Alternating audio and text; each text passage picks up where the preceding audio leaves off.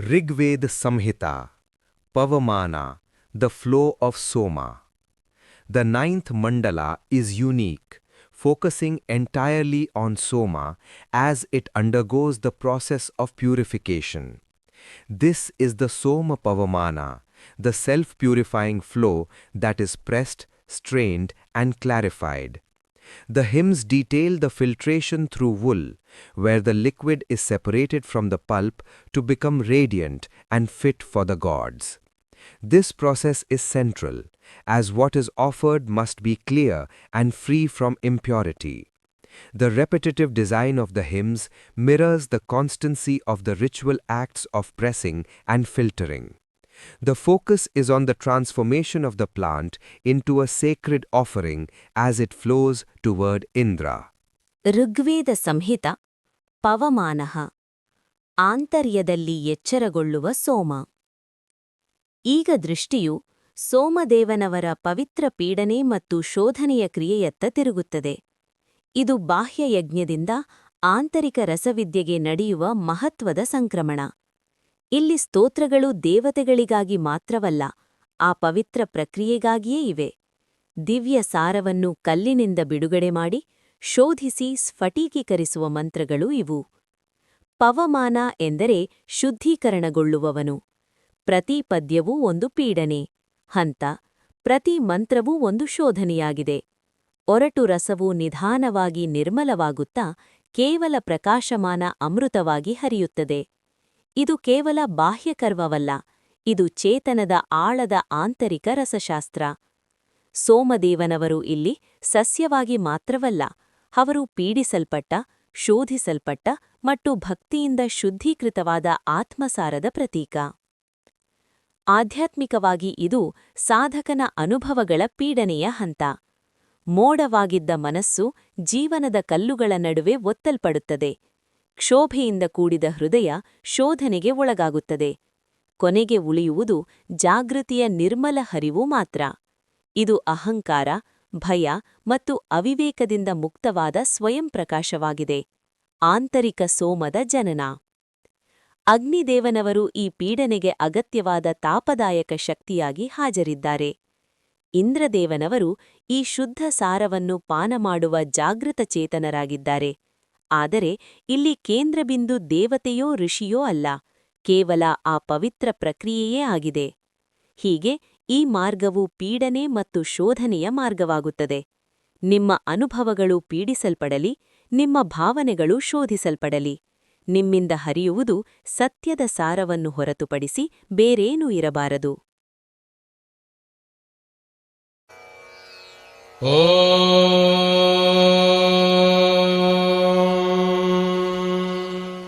ಶ್ರೀಗುರುಭ್ಯೋ ನಮಃ. ಹರಿಃ ಓಂ.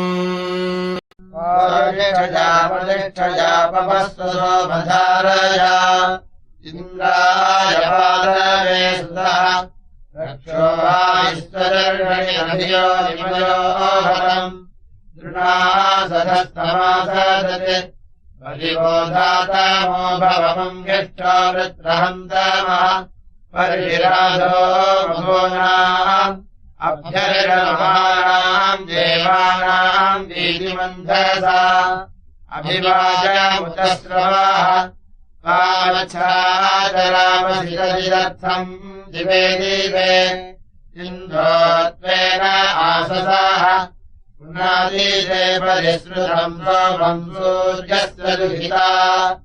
वारेण सस्वधातनाः तमीमन्वीस्तमर्यागर्भम् द्योषणोदस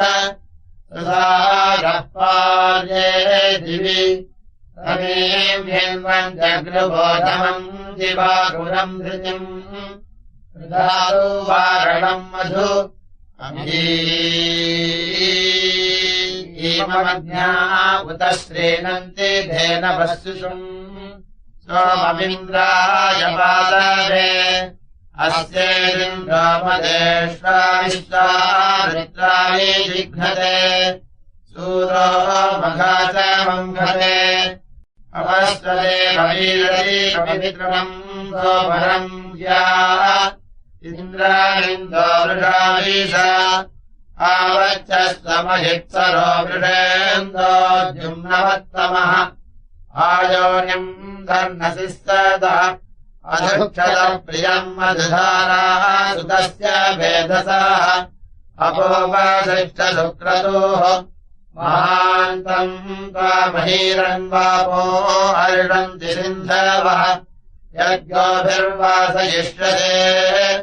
समुद्रो अप्सुमावृजेविष्टम्भो धरुणो दिवः सोमः पवित्रे अस्मयोः अधिकृतदृढाहरिर्महान् मित्रो न दर्शतः तम् सूर्येण रोचते गिरस्तयुन्दवोजसामर्मृज्यन्ते अपस्युवाः याभिर्मदाय शुम्भसे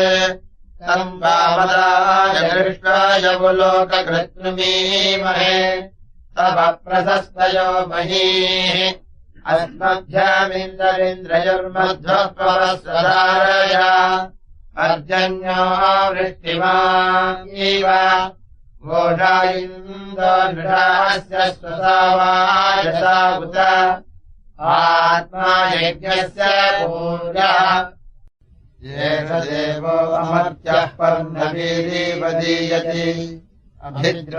अभिद्रोणान्यासनम्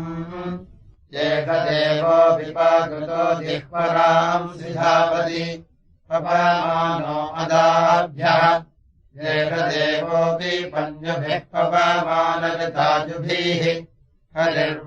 हरिर्वाजायमृज्यते एष विश्वानिवार्यासूरो यन्नीवसत्त्वाभिः पपमानस्य शासति एष देवो नाचर्यति पपमानो दशस्यति आविष्क्रेणोदिवग्वनुम् एष विप्रैरभिष्टुतोपो देवो विगाहते तथद्रत्नानि दाशुषे एष दिवम् विधावति चुरोरजाम् सिधारय पपमानः कणिकृते एष दिवम् व्यासरत्तिरोरजाम् स्मृतः पपमानः स्वध्वरः एष प्रत्नेन जन्मना देवो देवेभ्यः स्तुतः हरिः पवित्रे अर्षति एष वत्सपूर्वम् व्रतो जज्ञानो जनजन्निषाः धारया भवते सुतः सनाजसो मजेषि च पवमानमहिस्रवाः अथा नो वस्य संस्कृतिः सनाज्योतिस्सनास्वा अर्विश्वाजसो वरोभगा अथा नो वस्य संस्कृतिः सनादक्षमुदक्रतुमपसो ममृधोजिः अथा नो वस्य संस्कृतिः अवीरारः पुनीतनसो ममिन्द्रायपातवे अथा नो वस्य संस्कृतिः त्वम् सूर्येणाभजत वक्रत्वातभोतिभिः अथा नो वस्य संस्कृतिः तवक्रत्वातभोतिभिर्दोत्पश्येम सूर्यम् अथा नो वस्य संस्कृतिः अभ्यर्षस्वायुधसो मद्विपर्हसंरयम् अथा नो वस्य संस्कृतिः अभ्या अर्डानवच्युतोदयम् समत्सुदासैः अथा नो वस्य संस्कृतिः स्वाम् यज्ञैरविवृधन् पवमानविधर्मणि अथा नो वस्य संस्कृतिः ययन्नश्चत्रमश्विनमिन्दो विश्वाजुमाभर अथा नो वस्य संस्कृतिः समिद्धो विश्वगस्पतिः पवमानो विराजति व्रीडन् मृगाकनिक्रदत् तनो न पात्पवमानशृङ्गे सितानो अर्षति अन्तरिक्षेण रारजत् शीलेन्यः पवमानो दयर्विराजद्युमान् मधोर्धाराभिरोजसा बलिः प्राचीनमोजसा पवमानस्पृणन् हरिः देवेषु देवैयते उदातैर्जिहते बृहद्वारो देवैर्हिरण्यैः पवमानेन सुष्टुताः शिल्पे बृहती मही पवमानो वृषण्यति न तोषासानदर्शते उभा देवानि चक्षसा होतारादेव्याहुवे पवमान इन्द्रो वृषा भारती पवमानस्य सरस्वतीला मही इमन्ना यज्ञमागमन् तिस्रो देवीः सुपेशसः त्वष्टारमग्रजाम् गोपाम् पुरो यावानमाहुवे इन्दुरिन्द्रो वृषा हरिः पवमानः प्रजापतिः वनस्पतिम् पवमानमध्वासमम् दिशारया सहस्रवर्षम् हरितम् भ्राजमानम् हिरण्ययम् विश्वे देवा स्वाहा कृतिम् पवमानस्यागता वायुर्बृहस्पतिः सूर्योऽग्निरिन्द्रस्य जोषसः मन्द्रया सोमधारया वृषा पवस्वदेवयोः अभ्यो मारेष्वस्मयोः अभित्यम् मध्यम् मदमिन्द्रमिन्द्र इति क्षरा अभिवाजिनो अर्वतः अभित्यम् भोज्यम् मदम् सुबानो अर्षपवित्रा अभिवाजमुतस्रवाः अनर्गत्सादइन्द्रभावो न प्रपतासरन् पुनाना इन्द्रमासत यमत्यमिव वाजिनम् व्रजन्ति योषणोदश मने क्रीडम् तमत्यविम् अङ्गोभिर्वृषणम् रसम्मताय देववीतये श्रुतम्भराय संसृज देवो देवाय धारयेन्द्राय पवते सुतः अयो यदस्य दीपयत् आत्मा यज्ञस्य रंस्यादुष्वाणः पवते सुतः रत्नम् निवादिकाव्यम् देवापुराणयिन्द्रयुर्मदम् अधिष्ठभीतये गुहासिद्धशिषे गिराः असृग्रविन्दवः पथा धर्मन् मृतस्य सुश्रियाः विधाना अस्य योजनम् तथा रामध्वो अग्रियो महीरपो विगाहते हविर्हविष्णुवन्द्याः प्रयुजो वाचो अग्रियो वृषावचक्रदध्वने सद्वाभिसद्यो अध्वरः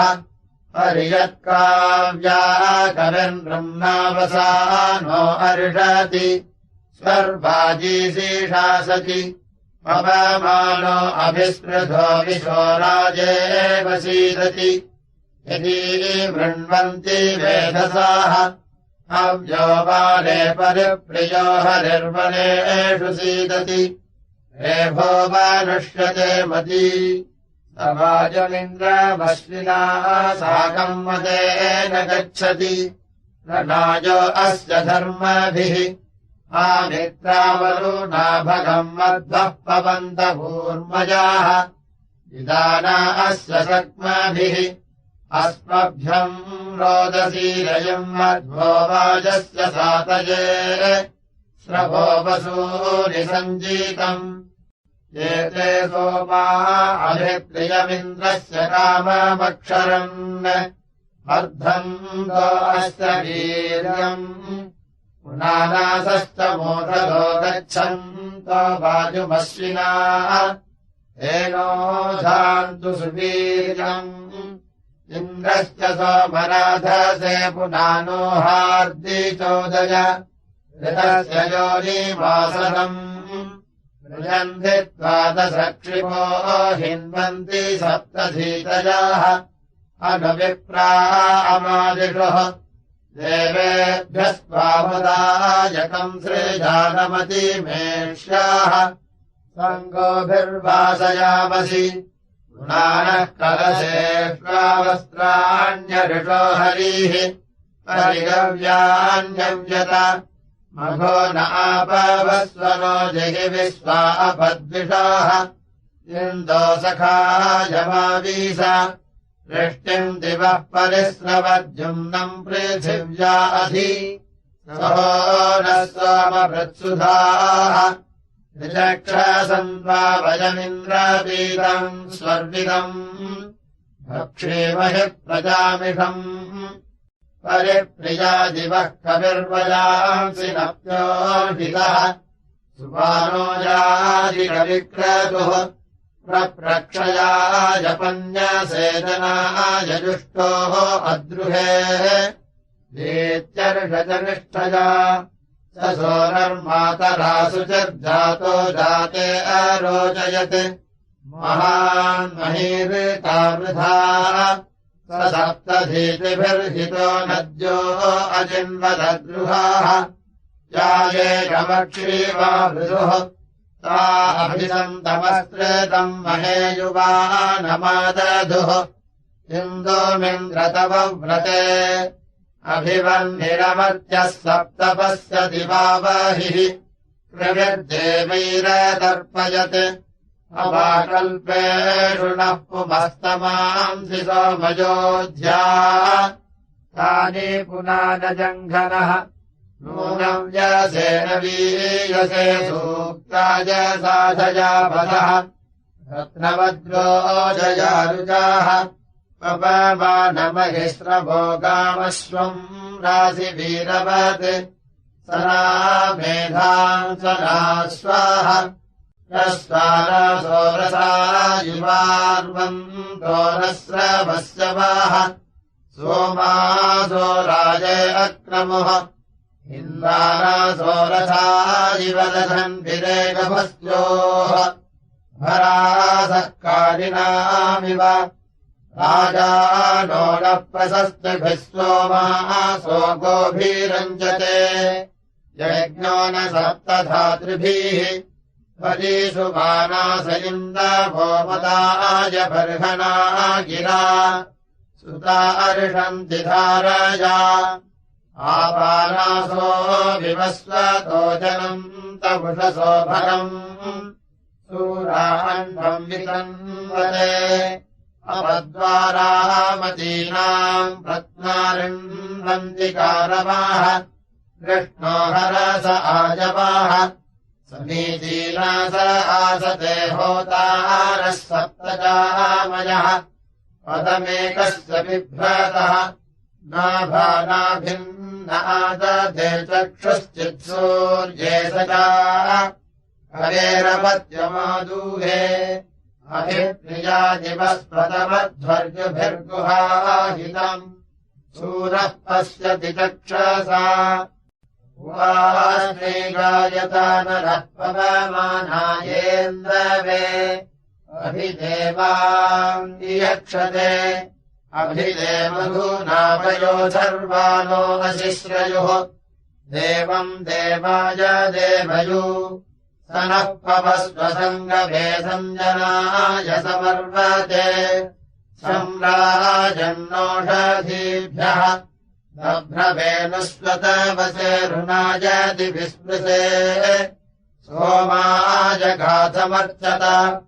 हस्तच्युतेभिरद्रिभिः स्तुतम् सोमम् पुनीतन मधावाधावता मधु नमसेदुपसीदत दध्नेदभिः श्रीनीतन इन्दुमिन्द्रे दधातन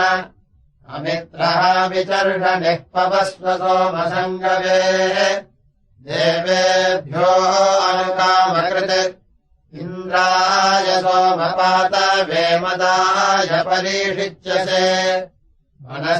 मनश्चिन्मनसस्पतिः पवमानसुवीर्यम् रयम् सोमपरीहिणः इन्दविन्द्रेण नो युजा सोमाः अदग्रविन्दवः सुतारितस्य सादने इन्द्राय मधुमत्तमाः अभिविप्रा अनूषदगावो वत्सम् न मातरः इन्द्रम् सोमस्य पीतये मदच्चुक्षेति सादने सिन्धोरूर्माभिपश्चित् सोमो गौरी अधिसृतः दिवो नाभाविचक्षणो व्योभारे महीयते सोमो यः सुक्रतुः कविः यः सोमः कलशेष्वाम् अन्तः पवित्र आहीनः तमिन्दुः परीषस्वजे प्रवाचमिन्दूरिष्यति समुद्रस्याधिविष्टपि जिह्नन् कोशम् मधुस्तुतम् नित्यस्तोत्रो वनस्पतिर्धीनामन्तः स वर्दुघाः इन्वानो बालूषायुगा अभिप्रिया दिवस्पदा सोमो हिन्वानो अर्हति विप्रस्य धाराया कविः आपवमानधारय रजम् सहस्रवर्चसम् अस्मे इन्दो स्वाभुवम् सोमः पुनानो अर्हति सहस्रधारो अत्यभिः वायोरिन्द्रस्य निष्कृतम् अपमानवस्य वो विप्रमभिप्रगायत सुष्वानम् देववीतये अपमम् देवाजसातये सोमाः सहस्रवाजसः नृणाना देववीतये उत नो वाजसातये पवस्व बृहतीरिषाः युमदिन्दो सुवीर्यम् तेन सहस्रिणम् भजम् पवन्तामासु वीर्यम् सुवाना देवास इन्दवः अत्याहि यानानहेद्रभिरसृघ्नम् वाजसातये विवारमव्यमासवाः वास्रार्षन्दीन्दवोऽभिवत्सम् न धेनवाः रथन्विरेकभस्त्योः दुष्टलिन्दायमत्सरः पवमानकनिक्रदत् विश्वा अपद्विषो जहि अपघ्नन्तो अराम्नः पवमानाः स्वदृशाः यो नामृतस्य सीदत परिप्राशिष्टरः कविः सिन्धोरूर्मावधिसृतः कारम् बिभ्रत्पुरुस्पृहम् विराजधीसबन्धवः पञ्चव्राता अपश्यवाः हरिष्कृण्वन्ति धर्मसिम् आदस्य सुष्मिनो रसे विश्वे देवा वत्सत यदि गोभिर्वसायते निरिनानो विधावदिजहच्छर्याणि तान्वा अत्रासञ्जिघ्नते युजा नप्तिधर्यो विवस्वतः शुभ्रो नमा मृजेयुवा गाः कृण्वानो न निर्निजम् अधिश्रुतीतिरश्चताः गव्याजिघात्यन्याः अग्निमीयद्धियम् विदे अभिक्षिभः समग्मतमर्जयम् तीरिषस्पतिम् पृष्ठाजभ्रतवाजिनाः परिदिव्यानि मर्मृषद्विश्वानि सोमपार्थिवा वसूनियाह्यस्मयोः एष धिया यात्यन्यासूरो रथेभिराशुभिः गच्छन्निन्द्रस्य निष्कृतम् एष पुरोधीयायते बृहते देवतादये यत्रामृतादासते एष हितो विनीयतेऽन्तः शुभ्रवतापसा यदि तुञ्जन्ति भूर्नयः एष शृङ्गारि योधो वच्छसीते यूच्यो वृषा नृम्नादानमोजसा एष रुक्मिभिरीयते वाजी शुभ्रेभिरम् सुभिः पतिः सिन्धूनाम् भवन् एष पशूनिविद्धनापरुषाय इवामि अवसादेषु गच्छति एतम् मृजन्त्यमद्यमुपद्रोणेष्वायवाः न चक्राणम् बहीरिषाः एतमुत्यन्तसक्षिपो मृजन्ति सप्तधीतजाः स्वायुधम् अनिन्दमम् रते सोतारभून्यो ओरसम्मदा जघृष्वजे सर्गो न तत्येतसः कृत्वा दक्षस्य रथ्यमपोपसानमन्थसा घोरामन्वेषु दस्तिम अनप्तमत्सु दुष्टरम् सोमम् पवित्रासृज मुनीहीन्द्राय पातवे प्रभूनानस्य चेतसा सोमः पवित्रे अर्षति कृत्वा सधस्तमासदत् कृत्वा नमोऽभीन्द्रभगीन्द्रसोमागृक्षत महेभरायकारिणाः पुनानो रूपे अव्यये विश्वा अर्षन्नभिस्विजाः सूरो न गोषु तिष्ठति दिवो न सानो बिप्युषीधारा सुतस्य वेधसाः पवित्रे अर्षति त्वम् सोममिव स्थितम् तनः पुनान आजुषु अव्यो वारम् विधावसि प्रनिम्नेनेव सिन्धवो घ्रन्तो वृत्राणिभूर्नायः सोमादृग्रमासवाः अभिसु वानास इन्द्रवो वृष्टयः पृथिवीमिव इन्द्रम् सोमासो अक्षरन् अद्योर्निर्मत्सरो मदः सोमः पवित्रे अर्षति इघ्नम् रक्षाम् द्विजेवयोः आकलशे धावति पवित्रे परीषिच्यते उक्थैर्यज्ञेषु वर्धते अदित्री सोमरोचनारोहन्नभ्राजसे दिवम् यज्ञांसो जन्नचोदयः अभिविप्रा अनोषतमूर्धन् यज्ञस्य कारवाः तथा नाश्चक्षसि प्रियम् अमत्वादिनन्नरो दीभिर्विप्राः अवश्यवाः प्रियन्ति देवतातये मधोर्धारामनुक्षरतीव्रः सधस्तमासदः तारर्मृताय वीतये परीसुभानो गिरिष्ठाः पवित्रे सोमो अक्षाः मदेषु सर्वधासि त्वम् विप्रस्त्वम् कविर्मधुप्रजातमन्धसः मदेषु सर्वधासि तव विश्वे सचोषसो देवासः प्रीतिमासत मदेषु सर्वधासि आयो विश्वानि मार्यापसो निहस्तयोर्दधे मदेषु सर्वधासि यजिमे रोदसी मही सम्मातरे भदोहते मदेषु सर्वधासि परियो रोदसी उभे सज्जो वाजेभिर्षति मदेषु सर्वधासि सजुष्मी कलशेष्वापुनानो अचिक्रदते मदेषु सर्वधासि यत्सोमचित्रमुख्यम् दिव्यम् पार्थिवम् वसु तन्नः पुनान आभर इवम् ह्यस्तस्वर्पति इन्द्रश्च सोमगोपति ईशानापिप्यतम् धियाः वृषाः पुनान आयुषस्तनजन्नधि बर्हिषि हर्यस्तन्यो निवासदत् अवावसन्तधीतयो वृषभस्याधिरेतसि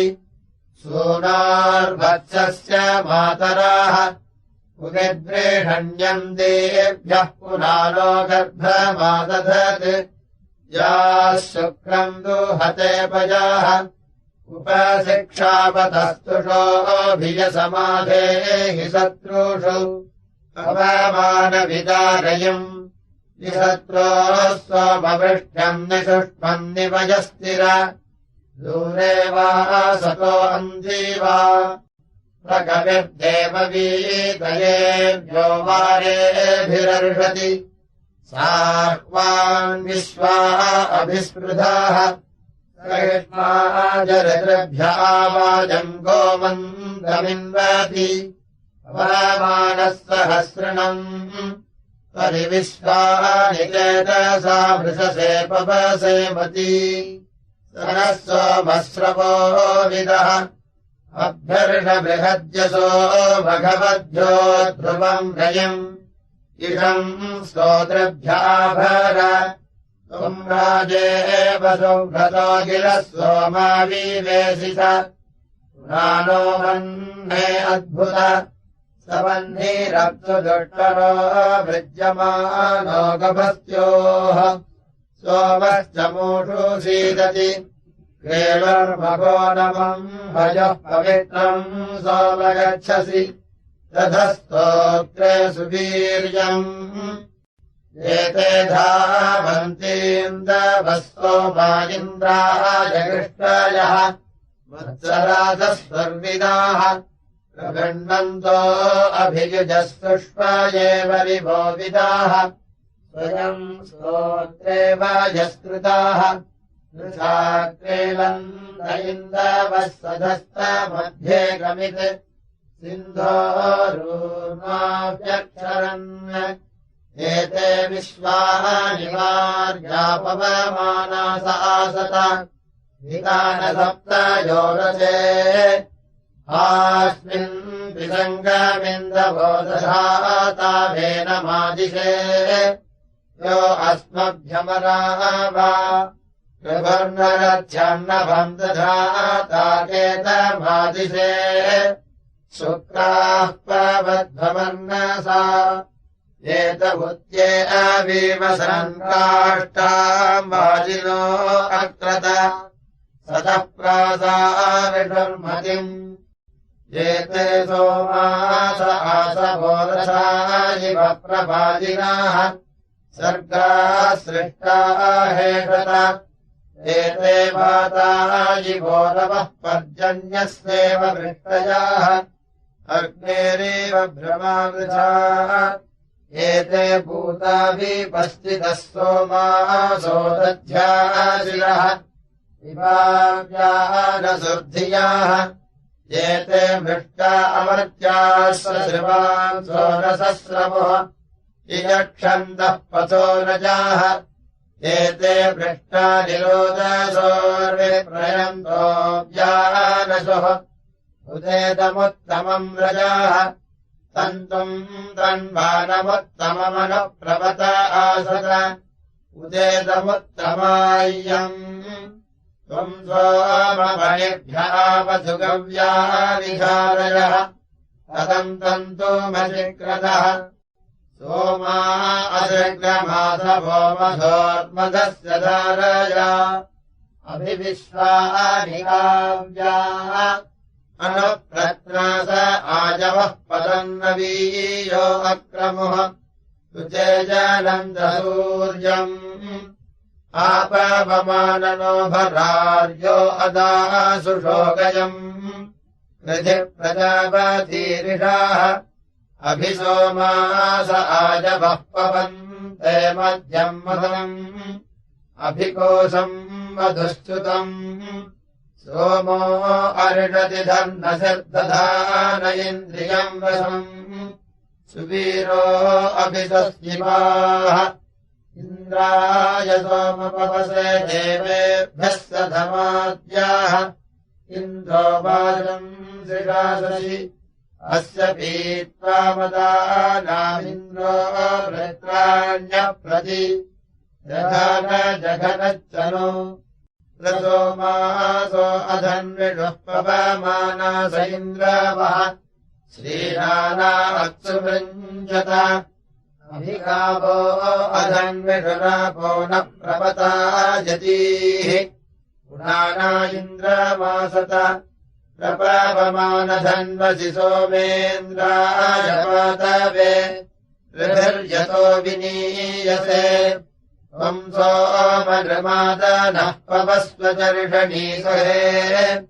तस्मिर्यो अनुमाद्याः इन्दो यदद्रेभिः सुतः पवित्रम् परिधावसि अरविन्द्रस्य धाम्ने पवस्वमित्रहन्तमोक्षेभिरनुमाज्याः शुचिः पावको अद्भूतः शुचिः पावकमुच्यते सोमः सुतस्य मध्वाः देवावीरघनम् सः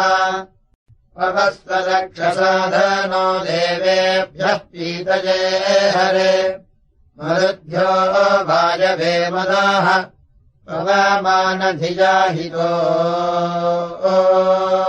ओभियोनिम् कनिक्रदति धर्माणा वायुमावीश सन्देवैः सोमते वृषानविर्यो नावधिप्रियः वृत्रः देववीतमः विश्वारूपाण्याः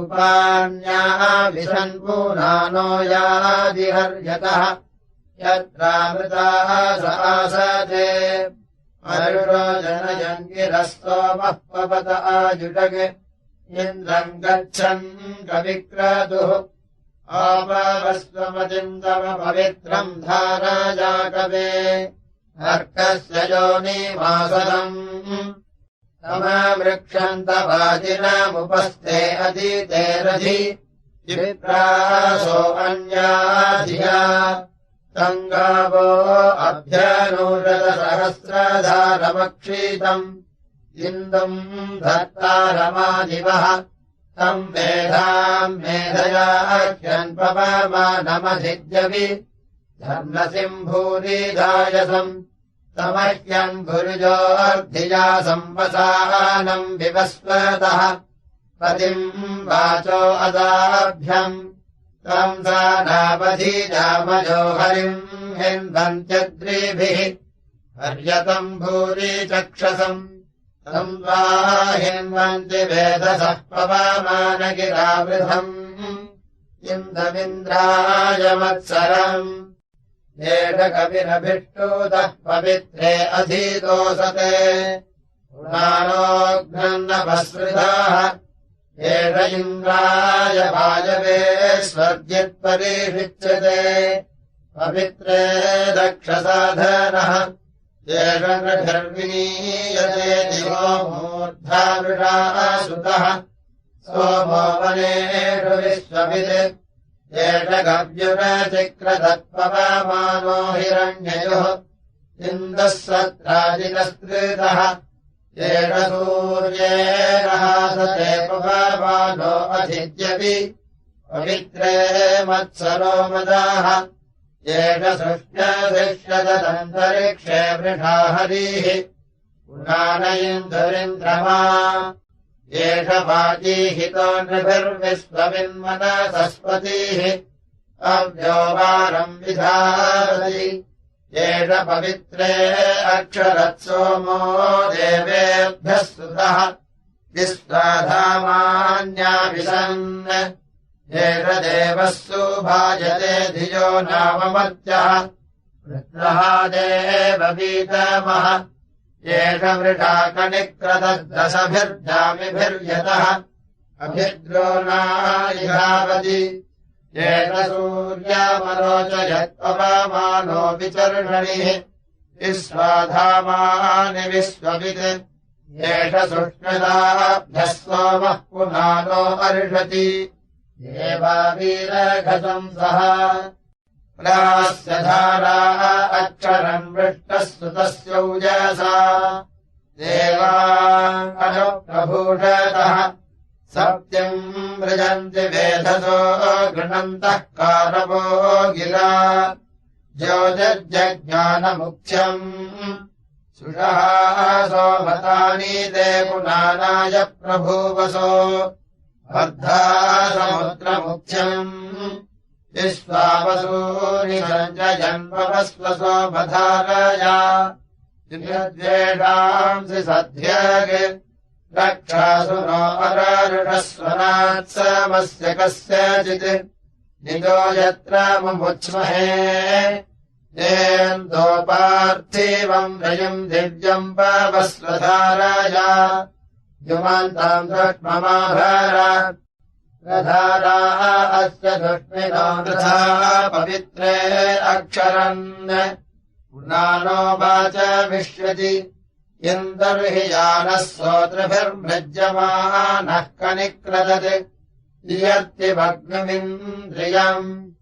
आनस्तुष्मम् दृशाह्यम् वीरवन्तम् पुरुस्पृहम् पवस्वसो मधाराजा प्रसोमो अधिधाराजा पवमानो अशिष्यदत् अभिद्रोणान्यासदम् अप्सत्वा मधुमत्तमम् हरिम् हिन्वन्त्यद्रिभिः इन्दविन्द्राय पीतये सुनोता मधुमत्तमम् सोममिन्द्राय भद्रिणे चारुम् श्रद्धाय मत्सहम् प्रसोमासस्वाध्या अपवमानासो अक्रमुः ऋजयम् कृण्वन्ति चेतनम् दिवस्पृथिव्याधिभवेन्दोद्युम् न वर्धनः भवाजानाम् पतिः तुभ्यम् वाता अभिप्रियस्तुभ्यमर्षन्ति सिन्धवः सोमवर्धन्ति ते महाः आप्यायस्व समेदुते विश्वतः सोमवृष्ण्यम् भवावाजस्तसङ्गते तुभ्यम् गावो घृतम् पयो बभ्रो दुदुह्रे अक्षीतम् परिषक्षे अधिसानवि स्वायुधस्य ते सतो भुवानस्य पते भयम् इन्दो सखित्वमुष्मसि प्रसोमा सोमदच्युतस्रपासेनो मघोराः सुताविदधे अक्रमुः आदीन्द्रदस्य योषनो हरिम् हिन्वन्त्यद्रिभिः इन्दुमिन्द्राय पीतये आदीम् हंसो यथा गणम् विश्वस्यावीवसन्मतिम् अहत्यो न गोभीरज्यते उभेशो वाचाकसम् मृगो न दत्तो अर्षसि सीदम् मृतस्य योनिमा अभिगावो अनूषतयोषा जारमीव प्रियम् अगन्नाजिम् यथाहितम् अस्मे देहिद्युमध्यसो मघमद्भ्यश्च मह्यम् च सनिम् मेधामुतस्रवाः प्रसोमासो विपश्चितोपान्नयम् ज्योर्मयाः मनानि महिषा जीव अभिद्रोणानि बभ्रवः शुक्राऋतस्य धाराया वाजङ्गो मन्दमक्षरन् सुधा इन्द्राय वाजवे वरुणाय मरुद्भ्याः सोमा अर्षन्ति विष्णवे इस्रो वाच उदीरते गावो निमन्ति धेनवाः हरीरेति कलिक्रदत् अभिब्रह्मीरनूषदजह्मीर्वृतस्य मातराः मन्वज्यन्ते दिवशिषुम् राजस्य मुद्राम् चतुरोऽस्मभ्यम् सोमविश्वताः आपवस्वदहस्रिणाः प्रसूभानो धाराजातनेन्दर्हिन्वानो अर्षति ऋजदृढाव्योजसा सुत इन्द्राय वाजवे वरुणाय मरुद्भ्याः सोमो अर्षति विष्णवे वृषानम् वृषभिर्यतम् संवन्ति सोममद्रिभिः दुहन्ति षट्परापजाः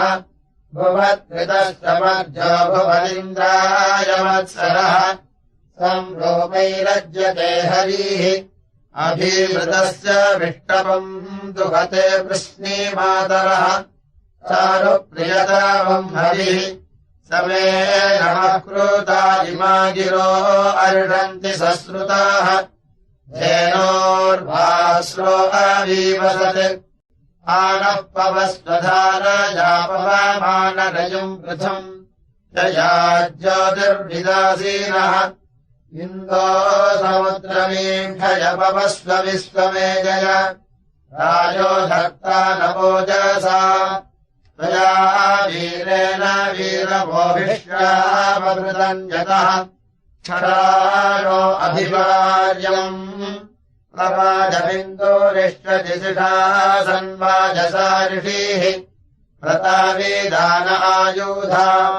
तङ्गेर्भिर्वाजमेऽङ्खयम् पूनानम् वासयामसि सोमञ्जनस्य गोपतिम् विश्वो यस्य व्रतेजनो दाधारधर्मनस्पतेः पुनानस्य प्रभुवसोः असर्जिरथ्यो यथा पवित्रे शम्भोः सुतः काष्मन्वाजीन्यक्रमीत् सवह्निः स्वमजाग्रेभिः पवस्वदेव वीरति अभिकोशम् मधुश्च्युतम् स नो ज्योतिम् त्रिपूर्यपवमानविरोचय रत्ने दक्षायनो हिनु शुम्भमानऋतायुभिर्भृज्यमानो गभस्त्योः पवदेवारे अव्यये स विश्वादासुरेव सुसोमो दिव्यानि पार्थिवा पवतामान्तरिक्ष्या आदिवस्पृष्टमस्वयुर्गव्ययुः वीरजुः वसस्पते स सुतः पीतये वृषा सोमः पवित्रे अर्षति विघ्नम् रक्षांसि देवयोः स पवित्रे विलक्षणो हरिरर्षति धर्मसिः अधियोनिम् कनिक्रदत् स वाजीरोचनादिवः पवमानो विधावति रक्षोहावारमव्ययम् स कृतस्याधिसानाभिपवमानो अरोचयत् रामिभिः सूर्यम् सह सवृत्रः वृषाः सुतो वारिवो विददाभ्यः सोमो वाजामिवासरत् स देवः कविनेषितो ओभिद्रोणानि धावति किन्तुरिन्द्राय मङ्गना एषभुस्य वृषारथो व्योवारेभिरर्षति गच्छन्वाजम् सहस्रिणम् एतम् धृतस्य योषनो हरिम् यन्पञ्चद्रिभिः इन्दुमिन्द्राय पीतये एतम् जम् हरितो दशमर्भज्यन्ते अपस्युपाः याभिर्मदाय शुम्भते एषस्य मानुषीष्वास्येनो न भिक्षुसीदति गच्छम् जालो न जोषितम् एषस्य मज्जोरसो वचष्टे दिवः शिशुः ययम् दुर्वारमावीशत् एषस्य पीतये सुतो हरिरर्षति धन्नसिः क्रन्दन्योनिमभिप्रियम् आसुरर्षन्मते परिप्रियेण धाम्ना यत्र देवादिब्रवन् परिष्कृण्वन्न निष्कृतम् जनाय जातजन्निषाः वृष्टिम् दिवः परिस्रव सुतयेति पवित्र आत्विषिम् दधानवोजसा विचक्षानो विरोचयन् अयम् सयो दिवस्परिरभुजामा पवित्र सिन्धोरूर्माम् यक्षरत् आविवासन्वरापतो अथो अर्वापतः श्रुतः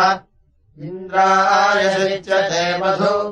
समीचीना आलोषत हरिम् यन्पञ्चद्रिभिः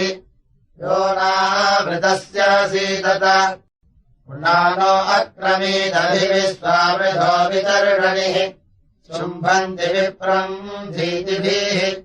आयोनिमरुणोरुहद्गमलिन्द्रम् वृषासुतः ध्रुवे सदासि सीदसि नूनो नियम् महामिन्दोऽस्मभ्यम् सोमविश्वदाः आपवस्वदहस्रिणम् विश्वा सोमपवमानद्युम्नानीन्दवाभर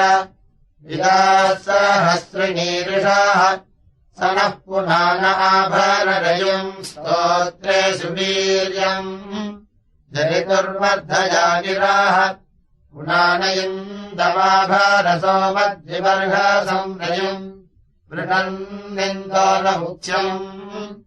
प्रजेरावो न भूर्नायस्त्वेषा अयासो अक्रमोः ग्रन्थः कृष्णामपत्वचम् सुविदस्य मनामहे दिशेतुम् दुराव्यम् साह्वाम् सोदस्योमव्रतम् शृण्वे विष्णेरिव स्वनः पवमानस्य सुष्मिनाः चलनम् दिविद्विषो दिवि आपरतस्व महीमिषम् गोमारिन्दो हिरण्यवत् अश्वाभद्वाजावत्सुतः सपारस्व विकर्षणः महीरोदसी वृण पुरुषाः सूर्यो न रश्मिभिः परिणश्यन्मयञ्जाधारायासोपविश्वदाः सदा रसेवविष्टवम् जनयन् रोचना इवो जनयन्नप्सु सूर्यम् वसानोगा अपोहरीः देवप्रत्नेन मन्नाना देवो देवेभ्यस्परि धाराया भवते सुतः बालधाराय पूर्वदेवम् देवाय साधये सोमाः सहस्रपादसः युगानः प्रत्नमित्तयः पवित्रे परीक्षिच्यते क्रन्दम् देवाङ्गीकरते अभिविश्वा निवार्याभिदेवामृतावृधाः सोमः पुनानो अर्षति गोमन्नः सोमवीरवदस्वामध्वाजवत्सुतः पवस्व बृहतीषाः यो अद्य इव वृज्यते गोधर्मरायर्यतः तम् गेर्भिर्वासयामसि तन्नो विश्वामस्युभोगिरः शुम्भन्ति पूर्वथा इन्दुमिन्द्राय पीतये पुनानो यादिहर्यतः सोमो गीर्भिः परिष्कृतः विप्रस्य भेद्यादिशेः अपमानविदादिमस्मभ्यम् सोमसुश्रियम् इन्दो सहस्रवर्चसम् इन्दुरज्योरवाजसृक्कनिक्रन्ति पवित्रा यदक्षारती देवयोः अपस्वाजसादये विप्रस्य गृणतो वृधे सोमरास्व सुवीर्यम् इन्दो महेतनभूमिन्न विभ्रदर्शसि अभिदेवाम् अजास्याः मतीदुष्टो धिया हितः सोमो हिन्वे बलावति विप्रस्य धारया कविः अयम् देवेषु जाग्रे विश्रुतयेति पवित्रः सोमो जाति विचर्षणिः सनः पवस्ववाजयश्चक्रानश्चारुमध्वरम् धरिष्माम् आविवासति स नो भगाय वाजवे विप्रवीरः सदा वृधः सोमो देवेष्वायमत् स नो अद्य वसुत्वये क्रतुविद्गाधुवित्तमः वायुम् देशिश्रवो बृहत् सपवस्वमदायकण्डिचक्षा देववीतये इन्द्रमिन्द्राय पीतये स नो अर्षाभिदूत्या अन्तमिन्द्राय सोषसे देवान् सखिभ्यः वरम् उत त्वामरुणम् वयम् गोभिरञ्जोमदायकम् विनो राजेतुरो वृधि अद्यो पवित्रमक्रमे द्वाजीधुरन्नयामानि इन्दुर्देवेषु पत्यते समी सखायो अश्वरन्वने क्रीडन्तमत्यविम् इन्दुम् भावानोषत प्रजापवस्वधारयायया पीतो विचक्षसे इन्दो स्तोत्रे सुवीर्यम् असग्रम् देववीतयेत्याः सकृत्या इव क्षरन्दः पर्वतावृथाः परिष्कृता स इन्द्रभो योषेव विद्यावती वायुम् सोमा असृक्षत एते सोमा स इन्द्रवः प्रयस्वन्तश्च मूषुताः इन्द्रम् वर्धन्ति कर्मभिः आधावतासुहस्य शुक्रागृह्णीतमन्थिना गोभिः श्रीणीतमत्सरम् सपवस्वधनञ्जय प्रजन्ताराध सोमः अस्मभ्यम् सोमगादिवित् एतम् रेचन्ति मध्यम् पवमानम् दशक्षिपाः इन्द्राय मत्सरम् वदम् अजा सोमस्य कृत्यया महश्चीदभ्यावर्धत मन्दानमुद्वेषायते कृतानीतस्य कृत्वा चेदम् वेदस्य दर्हणा ऋणाय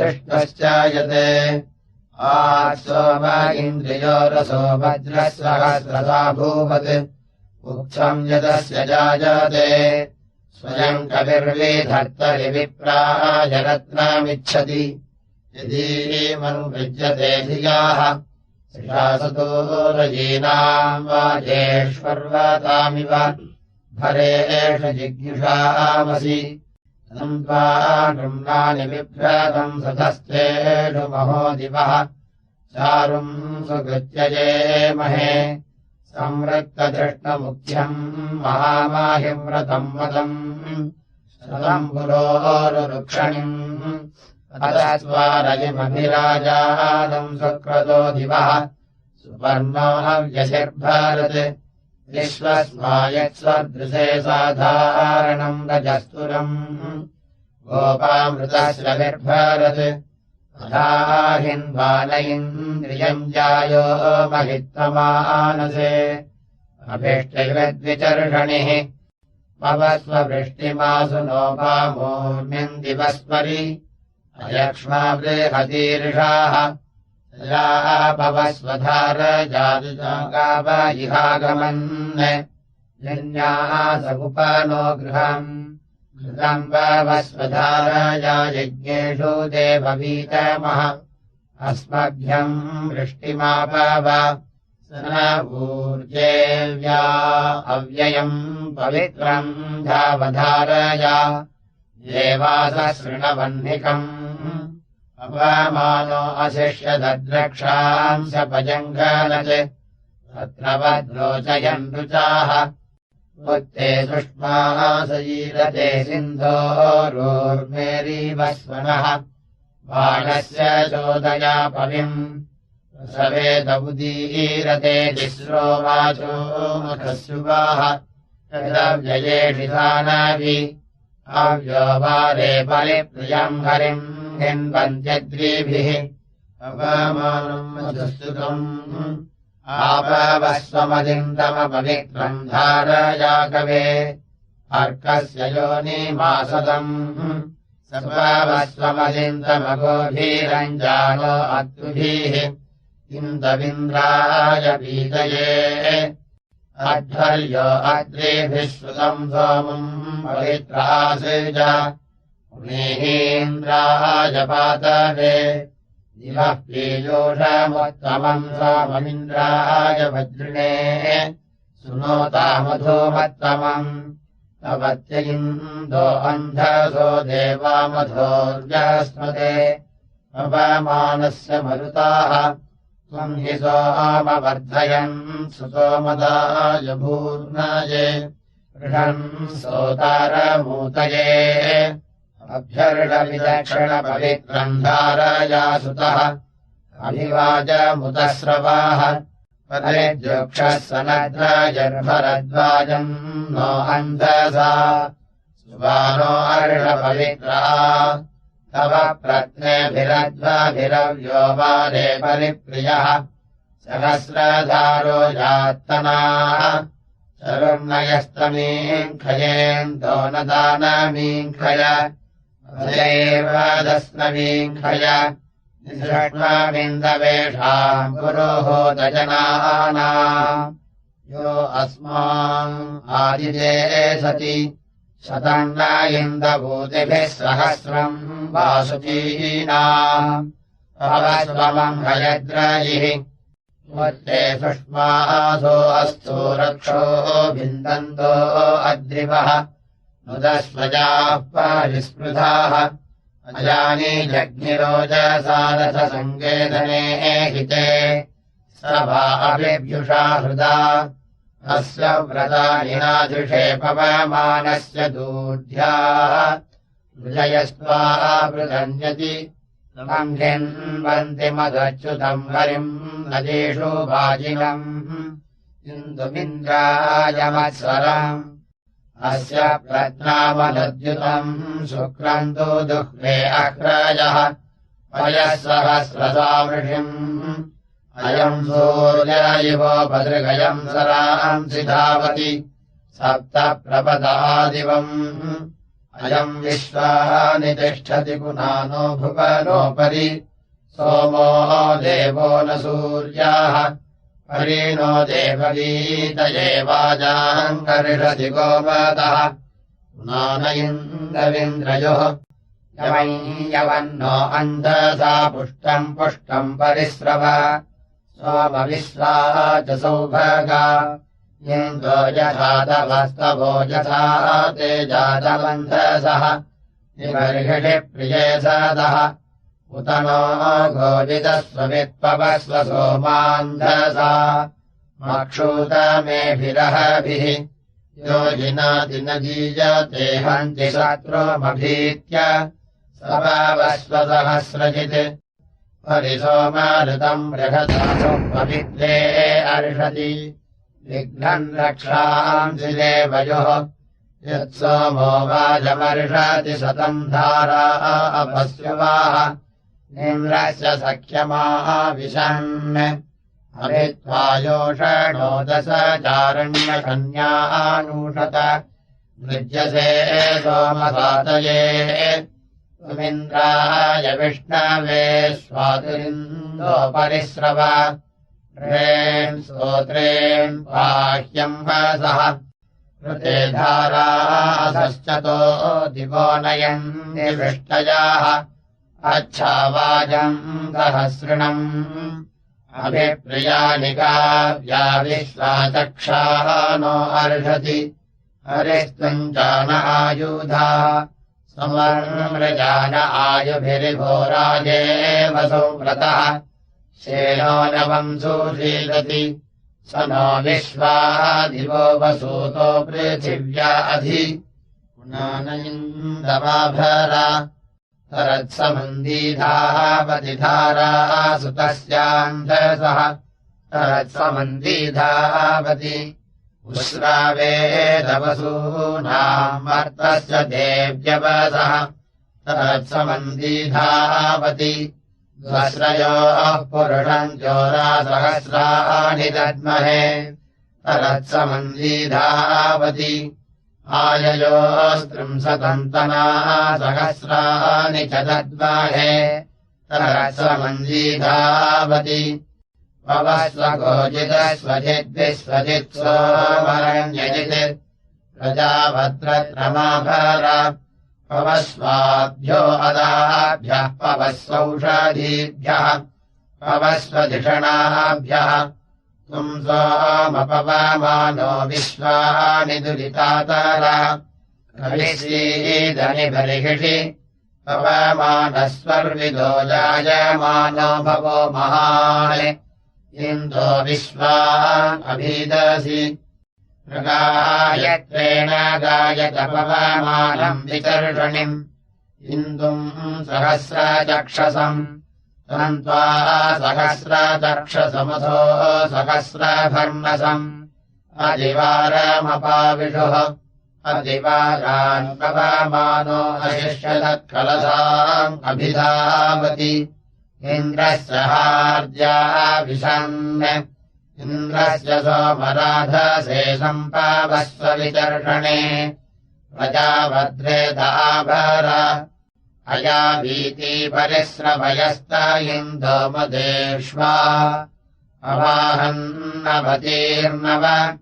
पुरः सज्जयित्साधीये दिवो दासाय संवरम् अधत्यम् दुर्वसम् यतुम् परिणो अश्वमश्वविद्गोमादिन्दो हिरण्यवत् क्षरासहस्रिणीरिषाः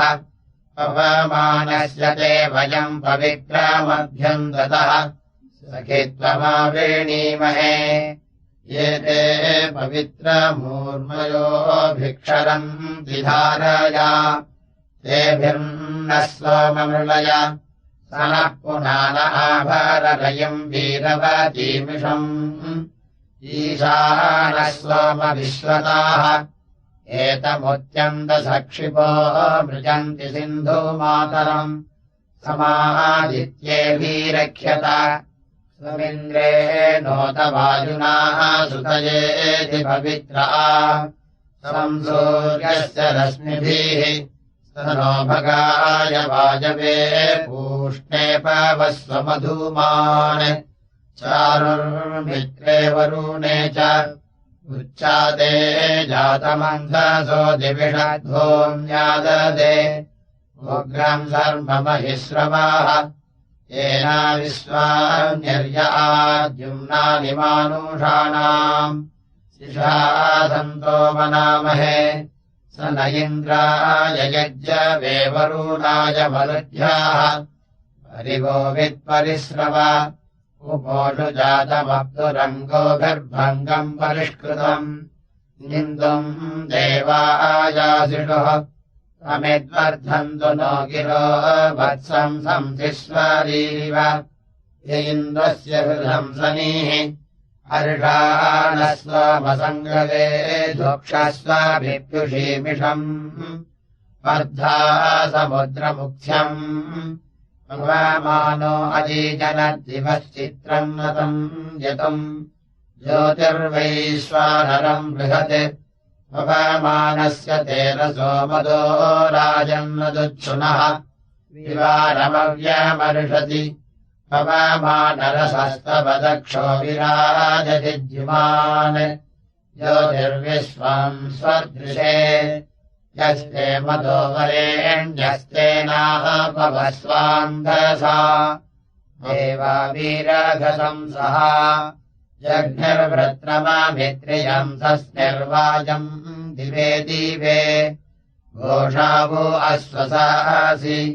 संविश्वो अर्षो भवसु भस्वाभिर्नधेनुभिः शीलम् चेनो नयो निमा स्वजाभिथेन्द्रम् वृत्राय हन्तवे वृवांसम् महीरपः सुवीरासो वयम् धनाजयेम सोममेध्वः पुनानो वर्धनो गिराः सोदासस्तवावसास्यामवन्वन्त आमुराः सोमव्रतेषु जागृहि अभघ्नन्पवसे मृधोपसोमो अरावणः गच्छन्निन्द्रस्य निष्कृतम् महो नो राज आभरपवमानजहि मृधाः रास्वेन्दो वीरभद्यसाः नत्वा सतम् च नः हृदो राधोदित्सम् तमामीनन् यत्पूनानो माघस्यसेः अवस्वेन्दो वृषा सुतः कृधीनो यशसो जने विश्वा अभद्विषोदिः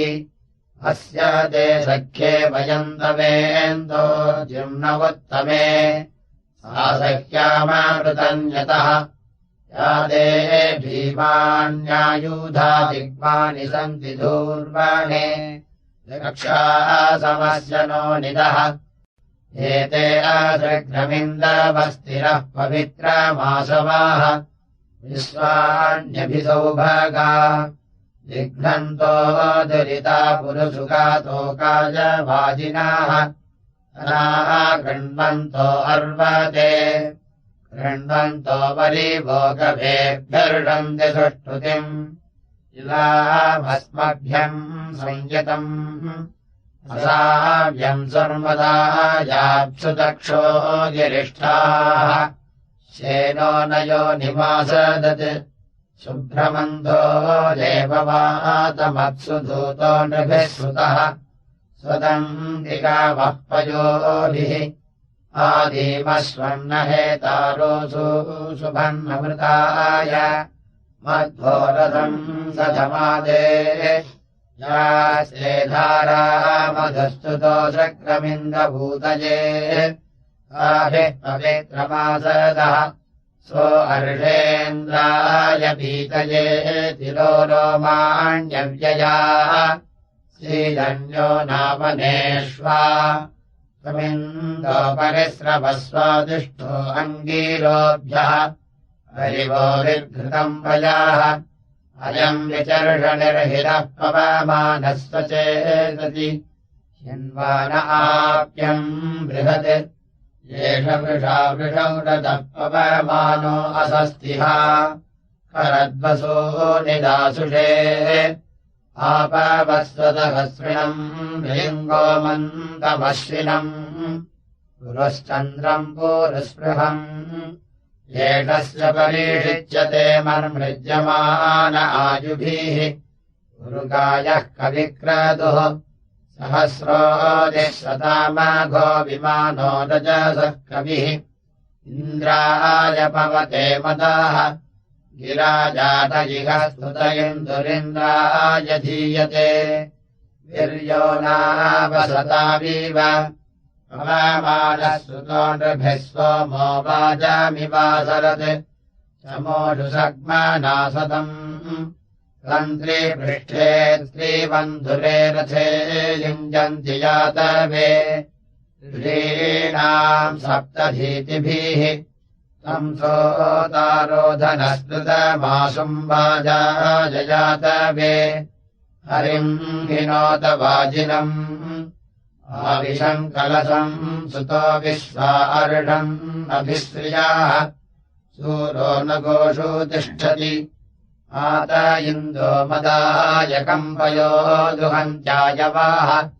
देवादेवेभ्यो मधु आनः सोमम् पवित्रा सृजता मधुमत्तमम् देवेभ्यो देवश्रुत्तमम् ये ते सोमा अदृक्षत गृणानाश्रवसे महे मदिन्तमस्य धारया अभिगव्यानि भीतये नृम्ना पूनानो अर्षसि सनद्वाजः परिश्रव उत नो गोमतीर्षो विश्वार्णपरिष्टुभाः गृणानो जमदग्निना भवस्ववाचो अग्र्यः सोमचित्राभिरूतिभिः अभिविश्वानि काव्याः त्वम् समुद्र्या अपोऽग्र्यो वाचयीरयन् भवस्व विश्वमेजय त्वभ्येमा भुवनागवे महिम्ने सोमतस्थिरे त्वभ्यवर्षन्ति सिन्धवः रते दिवो न भृष्टयो धारायन्त्य षश्चताः अभिशुक्रामोपस्थिरम् इन्द्रायेन्दुम् पुनीतनो ग्रन्दक्षाय साधनम् ईशानम् भीतिराधसम् पवमानऋतः कविः सोमः पवित्रमासदत् दधः स्तोत्रे सुवीर्यम् आपवस्व सहस्रणम् रयम् सोमसुवीर्यम् अस्मेष्वंसि धारय इषवोर्जम् च बिन्वस इन्द्राजमच्छरिन्दमः शमोऽश्वानिषेदसे सुल इन्द्राजविष्टवे सोमः कलशे अक्षरद मधुमाम् अस्तु वाजवे एते असृक्रमाशवो जह्वरांसि बभ्रमाः सोमा ऋतस्य धारया इन्द्रम् वर्धन्तो अप्तरः कृण्वन्तो विश्वमार्यम् अपघ्नन्तो अरावणः सुता अनुस्वमारजोऽभ्यर्षन्ति बभ्रमाः इन्द्रम् गच्छन्त इन्दवः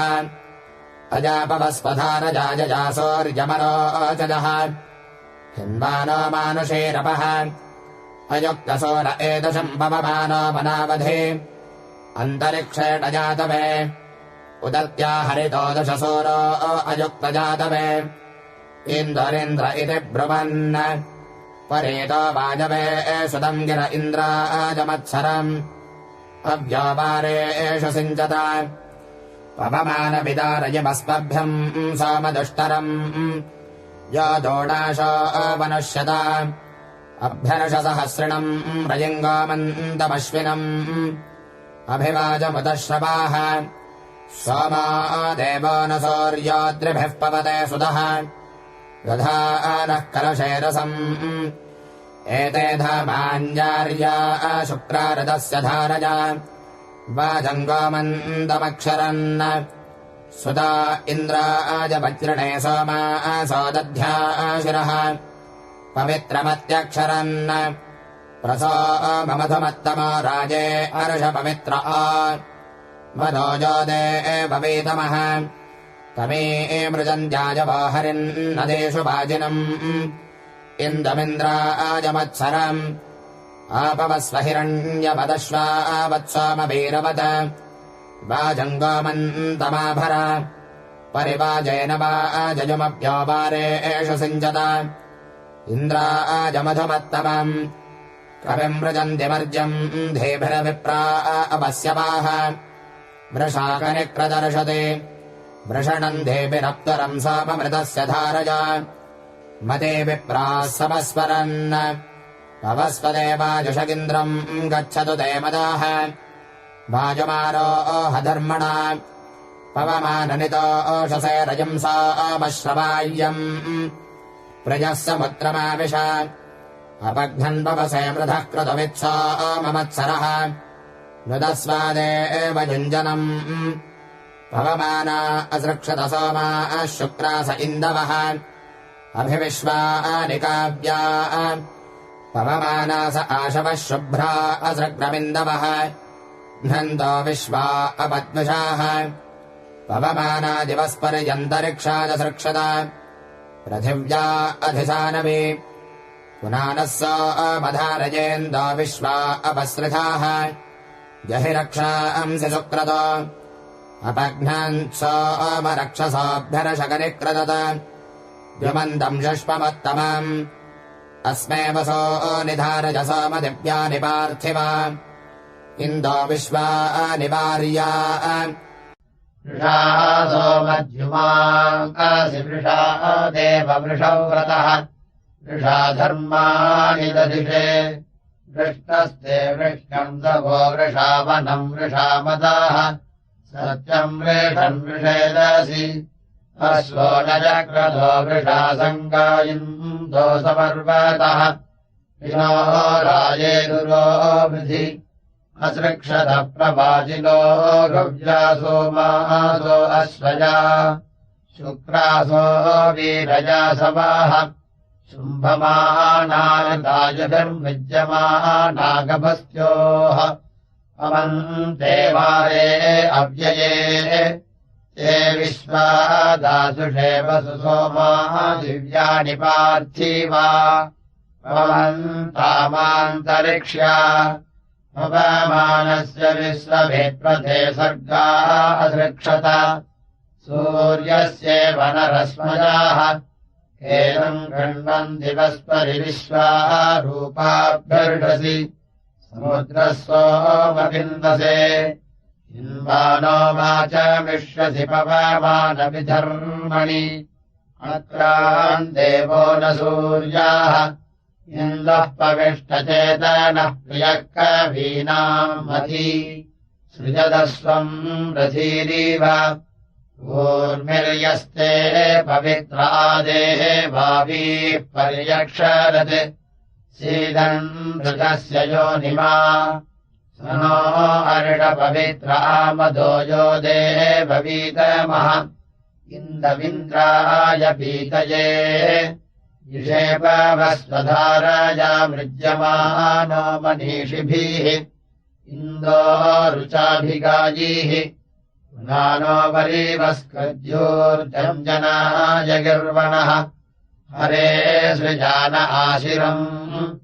पुनानो देववीतय इन्द्रस्य यागिनिष्कृतम् इदानो वाजिभिर्यतः सहिन्वादासहिन्दवोच्छासमुद्रभासवाः धियायूता सृक्षत अर्मजानास आजभो वृथा समुद्रमिन्दवः अग्मन् ऋतस्य योनिमा परीनो याह्यस्मयुर्विश्वावसून्योजसा पाहिनः शर्म वीरवत् इमातिवह्निरेतसः पतञ्जुजानऋक्वभिः यस्समुद्र आहीतः आयद्योनिम् हिरण्ययमासुरृतस्य सीदति जहात्यप्रचेतसः अभिवेदानुषते यक्षन्ते प्रचेतसः मध्यन्त्यवीचेतसः इन्द्रायेन्दो मरुत्वा देववस्वमधुमत्तमः ऋतस्य योनिमासदम् तन्त्वा विप्रावचो विदः परिष्कृण्वन्ति वेदसाः सन्त्वामृजन्त्याजवाः रसन्ते मित्रो अर्यमापिबन्ति वरुणः कवे पवमानस्य मरुताः त्वम् सोमविपश्चितम् पुराणो वाचमिष्यसि इन्दो सहस्रभर्णसम् उतो सहस्रभर्णसम् वाचम् सोममखस्युवम् पुराणयन्तवाभर पुराणयन्तवेषाम् पुरोहूतजनानाम् यः समुद्रमावीश न विद्युदद्यारुचापरिष्टो भञ्चाकृपा सोमाः शुक्रागवासिरः इन्वानो हेतृभिर्यतः वाजम् भाज्यक्रमीत् सीदन्तो मनुषो यथा पृथक्सोमस्वस्तये सञ्जग्मानो दिवः कविः अवस्वसूर्यो दृशे हिन्वन्ति सूरमुस्रजस्वसारोजामयस्पतिम् महामिन्दुम् महीयुवाः पवमानरुचारुचा देवो देवेभ्यस्परि विश्वावसोऽन्यावीश आपवमानसुष्टुतिम् वृष्टिम् देवेभ्यो दुवाः निषेपवस्वसंयतम् ऋषाह्यसि भानुनाद्युमन्तम् त्वाहवामहे पवमानस्वाध्याः आपवस्वसुवीर्यम् मन्दमानस्वायुध विभोष्विन्दवागहि यदद्भिः परिभिच्यते मृज्यमानो गभस्त्योः तृणासधस्थमश्नुषे प्रसोमायव्यस्ववत्पवनानाय गायत महे सहस्रचक्षसे यस्य वर्णम् अधस्तुतम् हरिम् हिन्वन्त्यद्रिभिः इन्दुमिन्द्राय पीतये तस्य देवाजिनो वयम् विश्वधनानि जिज्ञुषाः सखित्वमावृणीमहे वृषावमस्वधारयामरत्वा तेजवत्सरः विश्वादधानवोजसा अन्त्वा दत्तारमोऽन्यो वोपवमानस्वदृशम् इन्द्रेवाजेषु वाजिनम् अयाचित्तो विपानया हरिः पवस्वधारया इदम् वाजेषु चोदय आनयिन्दो महीमिषम् पवस्व विश्वदर्शतः अस्मभ्यम् सोमगादुवित् आकलसा अनूषतेन्दोधाराभिरोचसा येन्द्रस्य पीतये विश यस्य देमध्यम् रसम् तीव्रम् दुहन्त्यद्रिभिः सपवस्वाभिमातिहा राजा मेधाभिरीयते पवमानो मनावधि अन्तरिक्षेण जातवे आनयिन्दो सदग्निनम् गवाम् पोषम् स्वस्यम् महाभगत्तिमूतये आनस्वसहो जुवो रूपन्नवर्चसे भर सुष्वानो देववीतये अर्षासोमद्युमत्तमोभिद्रोणानिरोरुवत् सीदम् क्षेनो न योनिमा अप्सा इन्द्राय वायवे वरुणाय मरुध्याः सोमो अर्षति विष्णवे इषम् तोकाय नो दधदस्मभ्यम् सोमविश्वताः आपवस्वसहस्रिणम् ये सोमासः परावधि ये अर्वावती सुन्विरे ये वादशर्यणावधि य आधीकेषु कृत्वा सुये मध्ये पस्त्यानाम् ये वाजनेषु पञ्चसु तेनो वृष्ट्यम् दिवस्परिपवम् तामासु वीर्यम् सुबाला देवास इन्दवः भवते हर्यतो हरिर्गृणानो जमदग्निना हिन्वानो गोरधित्वसि प्रशुक्रासो वयोजुगो हिन्वानासो न सप्तायः श्रीनाना अप्सुविञ्जत अन्वासुतेष्वाभुवो हिन्विरे देवतादये सपावस्वानया रुचा आदे दक्षम् वयो भुवम् वह्नि मद्यावृणीमहे पान्तमापूरुस्पृहम् आमन्द्रमावरेण्यमाविप्रमावनीषिणम् पान्तमापूरुस्पृहम् आरयिमासु चेतुनमासु क्रतो तनूष्वा पान्तमापूरुस्पृहम् अवस्व विश्वदर्शनेभिविश्वानि काव्याः सखा सखिभ्यैभ्याः ताभ्याम् विश्वस्य राजसि ये पवमानधामनि प्रतीचीसोः मतस्ततुः परिधामानि यानि ते त्वम् सोमासि विश्वताः अपमानऋतुभिः कवे अवस्व जनयन्निषोभिविश्वानि वार्या सखा सखिभ्यभूतये तव शुक्रासो अर्चयो दिवस्पृष्ठे वितन्वते पवित्रम् सोमधामभिः तवे मे सप्तसिन्धवः प्रसिषम् सोमसिस्रते तुभ्यम् धावन्ति धेनवाः सोमयाहि धारया सुत इन्द्राय मत्सरः तथा नो अक्षीतिश्रवाः समुद्वादीभिरस्वरम् हिन्वतीः सप्तजामजाः विप्रमाजा विवस्वतः मृजन्ति त्वा समग्रुवो ये जीरावधिष्वनि रेभोजदज्जसेवने पवमानस्य ते कवेवाजयन् सर्गा असृक्षत अर्वन्तो न स्रवस्य वाः अच्छाकोशम् मधुस्तुतमसृग्रम् वारे अव्यये अवावसन्तधीतयाः अच्छा समुद्रमिन्दवोऽस्त्वम् गावो न धेनवाः अग्मन्मृतस्य योनिमा प्रणयिन्दो महेरणआपो अर्षन्ति सिन्धवः यद्गोभिर्वासयिष्यसे अस्य ते सख्ये भयम् यक्षन्तस्तोतयः इन्दो सखित्वमुष्मसि आपावस्वगविष्टये महेशो मनुचक्षसे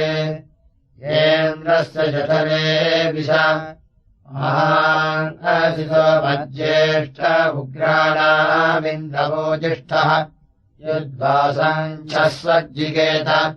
युग्रेभ्यश्चितो जीयाञ्छूरेभ्यश्चिच्छूरतरः भूरिताभ्यश्चिन्मह्मीयान् पुंसो वसूरयेषस्तोकस्य सातातनूनाम् वृणीमहे सख्याय वृणीमहे युज्याय अग्नायोंषिपवसः सुवोर्जमिषम् च नः आरे बाधस्वदुच्छुनाः अग्निर्षिः पवमानः पाञ्चजन्यः पुरोहितः समीमहे महाघयम् अग्ने पवस्वस्वपाः अस्मे वर्चस्सु वीर्यम् दधत्रयम् मयि पोषम् पवमानो अधिश्रुतोऽभ्यर्षति सुष्ठुतिम् सूरो न विश्वदर्शतः समर्मृजान आयुभिः प्रयस्वान् प्रयासे हितः इन्दुरत्यो विचक्षणः पवमानऋतम् बृहच्छुक्रम् ज्योतिरजीयनत् कृष्णातमाम् जङ्घणत् पवमानस्य जङ्घ्नतो हरेश्चन्द्राः सृक्षत जीराजिरसोऽधिषः पवमानो रचितमः शुभ्रेभिः शुभ्रसस्तमः हरिश्चन्द्रो मरुद्गणः अपमानो व्यस्रवद्रश्मिभिर्वाजसातमः ततः स्तोत्रे सुवीर्यम् तसुवान इन्दुरक्षाः पवित्रमध्यव्ययम् गुणान इन्दुरिन्द्रमा एष सोमो अधित्वजिगवाहम् क्रीडत्यद्रिभिः इन्द्रम् मदायजोहुमत् यस्य ते द्युम्नवत्वयः पवमानावृतम् दिवः तेन नो मृळजीवसे त्वम् सोमासि धारयर्मन्द्रवोजुष्ठो अध्वरे पवस्वमम् हयद्राजिः त्वम् सुतो नृपादनो दधन्वान्मत्सरिन्दमः इन्द्राय सूरिरन्धसा त्वम् सश्वानो अद्रिभिरभ्यर्षगणिक्रदत् युवन्तम् सुष्मामुत्तमम् इन्दुर्हिन्दानो अर्षति तिरोवाराण्यव्यया हरिर्वाजमचिक्रदत् इन्दो व्यव्यमर्षति विश्रवांसि विसौभागा विवाजान् सोमगोमतः आना इन्दो सदग्निनम् लिङ्गोमन्तमश्विनम् भरा सोमसहस्रिणम् अपमानास इन्दवस्तिरः पवित्रमासवाः इन्द्रम् यामेभिरासत खगुहः सोम्यो रस इन्दुरिन्द्राय भूर्यः आयुः पावत आरवे हिन्वन्ति सोरमुस्रायः पवमानम् मधुस्तुतम् अभिगिरासमस्वरन् अभितानोः अजास्वः पूषायामानि यामनि आभक्षत्कन्यासुनः अयम् सोमकपर्दिने घृतम् न पवते मधु आभक्षत्कन्यासुनः अयम् त आघृणे सुतो घृतम् न पवते शुचि आभक्षत्कन्यासुनः वाचो जन्तुः कवीनाम् पवस्व सोमधारया देवेषु रत्रदासि आकलसेषु धावति श्येनो वर्म विगाहते अभिद्रोडाकणिक्रदत् परिप्रसोमते रसो सर्जिकलसे सुतः श्येनो न तक्तो अर्षति पवस्व सोमवन्दयन्निन्द्राय मधुमत्तमः असर्ग्रम् देववीतये वाजयन्तो रसायिव ते सुतासो मलिन्दमाः शुक्रावायुमसृक्षत ग्राम्णाः दुर्नो अभिष्टोतः पवित्रम् सोमगच्छसि ततः स्तोत्रे सुवीर्यम् येन दुर्नो अभिष्टोतः पवित्रमतीगाहते रक्षोहावारमव्ययम्